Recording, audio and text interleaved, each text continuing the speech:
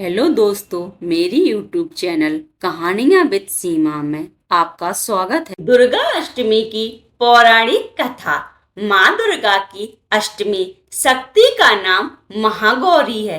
नवरात्रि के 8वें दिन माँ दुर्गा की शक्ति महागौरी की उपासना का विधान है। इनकी शक्ति अमोघ और सदा फलदायिनी है। इनकी उपासना से भक्तों के सभी पाप धुल जाते हैं। पूर्व संचित पाप भी विनाश हो जाते हैं। भविष्य में पाप, संताप, निधनता, दुख उसके पास कभी नहीं आते। वह सभी प्रकार से पवित्र और अक्षय पुण्यों का अधिकारी हो जाता है। एक कथा अनुसार देवी पार्वती रूप में माँ महागौरी ने भगवान शिव को पति रूप में प्राप्त करने के लिए कठोर तपस्या की थी, जिससे इनका शरीर काला पड़ जाता है। देवी की तपस्या से प्रसन्न होकर भगवान इन्हें स्वीकार करते हैं। एक बार भगवान भोलेनाथ ने पार्वती जी को देखकर कुछ कह देते हैं, जिससे देवी का मन आहत हो जाता है और पार्वती जी तपस्या में लीन हो जाती हैं। इस प्रकार वर्षों तक कठोर तपस्या करने पर जब पार्वती नहीं आती तो पार्वती को खोजते हुए भगवान शिव उनके पास पहुंचते हैं।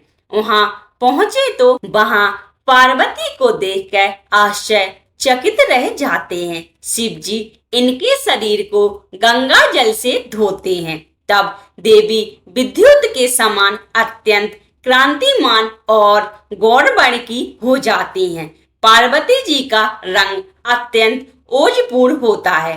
उनकी छटा चांदनी के समान श्वेत और कुंद के फूल के समान धवल दिखाई पड़ती है। तब भगवान शिव उनके वस्त्र और आभूषण से प्रसन्न होकर देवी पार्वती को माँ महागौरी बन का वरदान देते हैं। तभी से इनका नाम माँ महागौरी पड़ा। महागौरी जी से संबंधित एक अन्य कथा भी प्रचलित है, जिसके अनुसार एक सिंह काफी भूखा था। वह भोजन की तलाश में वहां पहुंचा जहां देवी पार्वती तपस्या कर रही होती हैं।